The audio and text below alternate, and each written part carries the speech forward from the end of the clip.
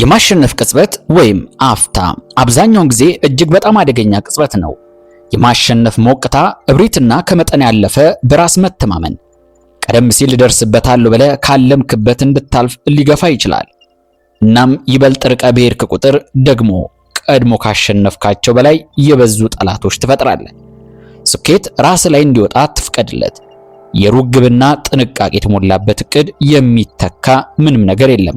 ግብህን አስቀምጥ፣ እናም እዛ ላይ ስትደርስ አቁም።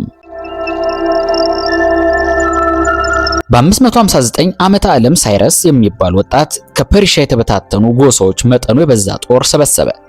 እናም የሜዴስ ንጉስ ነገስትና ቅድመ አያቱ በሆነው አስቲያጀስ ላይ ዘመተ። በቀላሉ ማሸነፈው።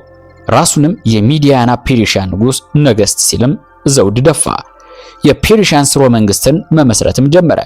በፍጥነትና በአጭር ጊዜ በድል ላይ ድልን ተቀናጀ። ሳይረስ ለሊዲያ ገዢ የነበረውን ክሮሲስን አሸነፈው። ከዛም የአዮኒያን ደሴቶችንና ሌሎች አነስተኛ ስርወ መንግስታትን ወረራቸው። ወደ ባቢሎንም ዘመተና በቀላሉ ሰባበራቸው። አሁን ታላቁ ሳይረስ ለመባል በቃ። የዓለም ንጉሠ ነገሥት። ባለጠጋዋን ባቢሎንን ከያዘ በኋላ ሳይረስ አይኑን ወደ ምስራቅ ላይ አሳረፈ። ግማሽ አረመኔ በሆኑትና በካስፒያን ባህር ዳርቻ ሰፊ ግዛት በያዙት ማሳጋቲዎች ሰዎች ላይ በኃይል ተዋጊነቷ በምትታወቀው ንግሥተ ነገሥት ቶሚረስ የምትመራዋ ማዛጋቲ ግዛት እንደ ባቢሎን ሀብታም አይደለችም። ነገር ግን ሳይረስ በማንኛውም መንገድ ሊያጠቃት ወሰነ። ራሱን ከሰው በላይና ፍጹም የማይሸነፍ አድርጎ ቆጥሯልና።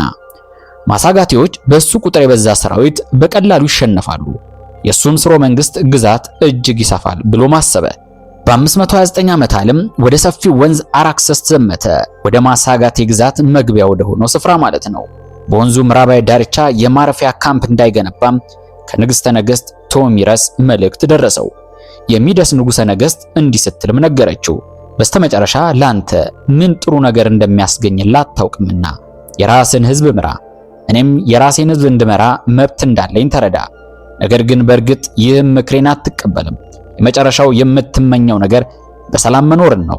ቶሚረስ የጦሯን ጥንካሬ የምትተማመናትና የማይቀረውን ጦርነት ለማዘግየት ምኞት አልነበራትም።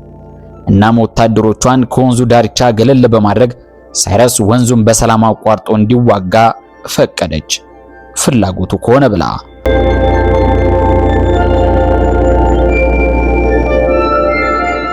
ሳይረስ ተስማማ። ነገር ግን ከጠላት ጋር በቀጥታ ከመዋጋት ይልቅ የማታለል ጨዋታ ለመከወን ወሰነ። የማሳጋቴ ሰዎች የድሎት ኑሮን እምብዛም አያውቁም። ሳይረስ ወንዙን አቋርጦ በምስራቃዊ ዳርቻ ካምፕ ከመሰረተ በኋላ በታላቅ ጥንቃቄ የተዘጋጀ ድግስ የሞላበት ጠረጴዛ አዘጋጀ። ጠረጴዛው በስጋ በጣፋጭ ምግቦችና በጠንካራ ወይን የተሞላ ነበር። እናም ደካማ የሚባሉ ወታደሮቹን በካምፑ በመተው ሌላውን ጦሩን ወደ ወንዙ እንዲያፈገፍጉ አደረገ። እጅግ ቁጥሩ የበዛ የማሳጊቴ ወታደሮች አንድ ክፍል ካምፑን አጥቅቶ ታላቅ በሚባል ጦርነት ሁሉንም የፔርሺያ ወታደሮችን ገደሏቸው። ከዛም በስፍራው ተትቶ በተሄደው ታላቅ ድግስ በጣም በመደነቅ ልባቸው እስኪረካ ድረስ በሉ፣ ጠጡ። በስተኋላ የማይቀር ነውና አንቀላፉ። በዛ ሌሊት የፔርሺያ ጦር ወደ ካምፑ ተመለሰ። የተኙትንም ወታደሮች አብዛኞቹን ገደሏቸው፣ የቀሩትንም ማረኳቸው። ከምርኮኞቹ አንዱ ጀነራል ስፓሪግሰስ የንግሥተ ነገሥት ቶሚረስ ልጅ ነበረ። ንግሥተ ነገሥቷ ምን እንደተደረገ በገባት ጊዜ ለሳይረስ መልእክት ላከችበት፣ የእሷን ሰራዊት ለማሸነፍ ተንኮል መጠቀሙን የሚገልጽ። አሁን ስማኝ ስትል ጻፈች። እናም ለራስ ጥሩ እንዲሆንልህ እመክርሃለሁ። ልጄን ለኔ መልሰህ ስጥና ከሰራዊት ጋር በፍጥነት ሀገሬን ለቀህ ሂድ አለችው። ይህን ከተቃወምክ ግን በፍጣሪያችን ፀሐይ ስም እምልልሃለሁ፣ ከምትጠጣው በላይ የሆነ ደም እሰጥሃለሁ። የማይጠረቃው ስግብግብነትና ሆዳምነት ሁሉ ልክን ታገኛለህ አለችው። ሳይረስ ግን በእሷ ላይ አፌዘባት፣ ልጇንም አልለቀቀውም። እነዚህን አረመኔዎች ይሰባብራቸዋልና። የንግሥተ ነገሥቷ ልጅ እንደማይለቁት ባወቀ ጊዜ መዋረድን አልፈለገምና ራሱን አጠፋ። የልጇ መሞት መርዶ የቶሚረስን ስሜት እጅግ ጎዳ። በስርወ መንግስቷ የሚገኙትን ተዋጊዎች በሙሉ አሰባሰበች። በበቀል ስሜትም ቀሰቀሰቻቸው። ከሳይረስ ጦር ጋርም እጅግ ኃያልና ደም ያፋሰሰ ጦርነት አደረጉ። በስተመጨረሻ ማሲጋቴዎች አሸነፉ።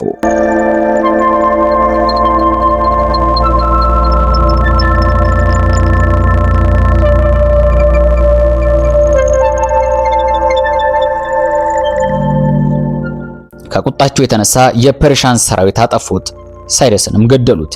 ከጦርነቱም በኋላ ቶሚረስና ወታደሮቿ የሳይረስ አስክሬንን ለማግኘት የጦርነቱን ስፍራ አሰሱት።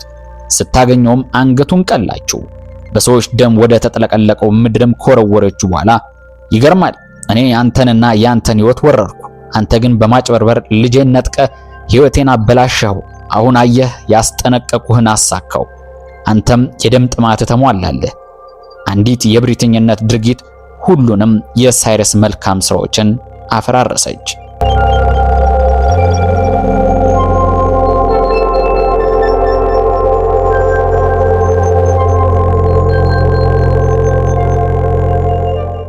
ይህ ታሪክ ሲተረጎም እንዲህ ያለ መልስን ይሰጠናል። ከድል በላይ የሚመርዝ ምንም ነገር የለም። እናም ምንም አደገኛ ነገር ማግኘት አይቻልም። ሳይረስ በቀደመ ፍርስራሽ ላይ የራሱን ታላቅ ስርወ መንግስት ገነባ። ከመቶ ዓመታት በፊት ኃያሉ አሲሪያን ስርወ መንግስት ሙሉ በሙሉ ወድሞም ነበረ። በአንድ ወቅት ኒኒሄ የተባለ መዲና ገንብተውም ነበር። ነገር ግን በአሸዋ ውስጥ በስተመጨረሻ ተቀበረ እንጂ። አሲራውያን ለዚህ ክፉ ዕጣ ፈንታ የተዳረጉበት ምክንያት አብዝተው ወደፊት መግፋታቸው ነው። የከተማ መንግስታትን አንዱን በአንዱ ላይ እያሉ እያከታተሉ በማጥፋት ገፉበት። የአሸናፊነታቸውን ውጤትና ተግባር ምንም እንኳን እንደሆነ እስኪጠፋባቸው ድረስ እነሱ ራሳቸውን ከመጠን በላይ አስፋፉ። በዛው መጠንም የበዛ ጠላት አተረፉ። እነዚህ ጠላቶቻቸው ናቸው በስተመጨረሻም ህብረት ፈጥሮ ያጠፏቸው። ሳይረስ የአሲራውያንን ትምህርት ዘነጋ። ለሐዋርያትና ለአማካሪዎቹ ማስጠንቀቂያ ትኩረት አይሰጥም ነበር። ንግሥተ ነገሥቷን ስለማናደዱ ጉዳዩም አልነበረም። የሱ የበዙ ድሎች አናቱ ላይ በመውጣቱ ምክንያታዊነቱን ጋረደው። የያዘውን ሰፊ ስርወ መንግስት ከማጠናከር ይልቅ ይበልጥ ወደፊት ገፋ። እያንዳንዱ ሁኔታ የተለየ መሆኑን ከመገንዘብ ይልቅ እያንዳንዱ ጦርነት ተመሳሳይ ውጤት ያመጣል ብሎ አመነ። እሱ የሚያውቀውን ዘዴ፣ ጨካኝነት፣ ኃያልና ብልጠት እስከተጠቀመ ድረስ ይሆንልኛል ብሎ አሰበ፣ ተረዳ። ተመልከቱ፣ በስልጣን ወንበር ላይ በምክንያታዊነት መመራት የግድ ነው። የጊዜያዊ ፌሽታ ወይም ስሜታዊ ድል እንቅስቃሴን የሚመራ ወይም ተጽዕኖ የሚያደርግ ከሆነ ውጤቱ ጥፋት ነው።